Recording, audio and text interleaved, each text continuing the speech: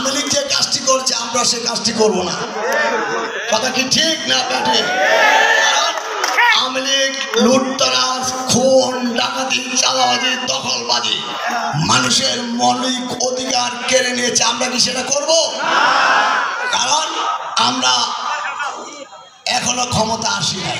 এখন একটি অন্তর্বর্তীকালীন সরকার, এই সরকার নির্বাচনে দিলে আমরা জনগণের কাছে ভোট চাওয়ার জন্য যাবে। কারণ এই যারা এখানে এসেছেন, এই আমলাপাড়া, মিশনপাড়া, ঢঞ্জাপাড়া এলাকাবাসী, এটা আমার এলাকা। আমি যদি আমার এলাকাকে জঞ্জাল মুক্ত না করতে পারি তাহলে অন্য এলাকাও জঞ্জাল মুক্ত করতে পারবো না। কি সঠিক না ব্যাঠিক? আপনারা কি আমাকে সহযোগিতা করবেন না করবেন না? যদি সহযোগিতা করেন তাহলে আপনারা নূর মোহাম্মদ এবং এই সানির নেতৃত্বে আপনারা তার এই যে প্রজন্ম দল, এ দলকে সুসংগঠিত করবেন। এখানে যারা আছেন সবাই জিয়াউর রহমানের মতো সৎ হবেন। জিয়াউর রহমান কেন 3.5 বছরে উনি বিশ্বের কাছে এত জনপ্রিয়তা কেন পেয়েছে জানেন? শুধু সততার জন্য।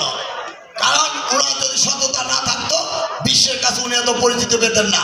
কারণ উনি স্বাধীনতার ঘোষক, উনি সেনাপ্রধান, উনি বীর উত্তম, উনি সাবেক রাষ্ট্রপতি, উনি বিএনপি প্রতিষ্ঠা করেছেন।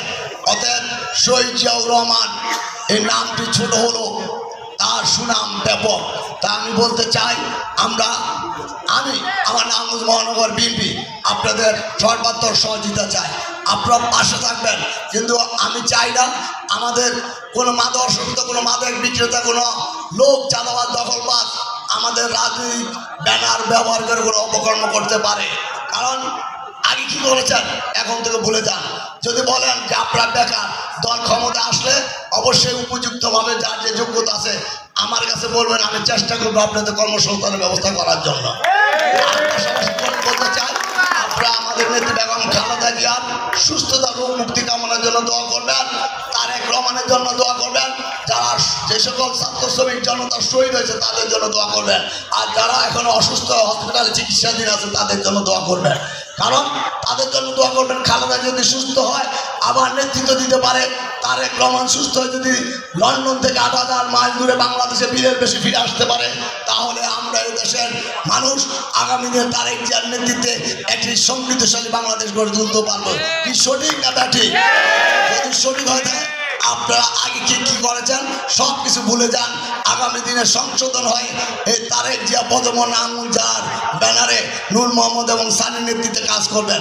অবশেষে আমি আপনাদের সবার সহযোগিতা কামনা করে, আপনাদের দীর্ঘায়ু সুস্বাস্থ্য কামনা করে, পদ্মার অন্তরালে যে সকল মা বোনেরা আমার বক্তব্য শুনছেন, আমি সবার সহযোগিতা দোয়া কামনা করে, খালেদা জিয়ার জন্য দোয়া, আমার রাজনীতি এবং তারেক রহমানের জন্য দোয়া এবং জিয়া পরিবারের জন্য দোয়া, এবং আমাদের অত্রকালে যারা বিএনপি করেছে তারুসর্দার, হানিফ কবির, মমিনুল্লাহ, ডেভিড, অনিক, অনু, বিল্লাল হোসেন যারা শহীদ হয়েছেন এবং বিপ্লব ভুলু যারা আছে সবার জন্য দোয়া করবেন।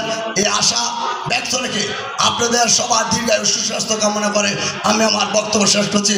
খোদা হাফেজ। বাংলাদেশ জিন্দাবাদ। শহীদ জিয়াউর বেগম খালেদা জিন্দাবাদ। তারুণ অহংকার তারেক রহমান জিন্দাবাদ। বাংলাদেশ জাতীয় তারেক জিয়া পদম দল নারায়ণগঞ্জ জেলা জিন্দাবাদ। আসসালামু আলাইকুম।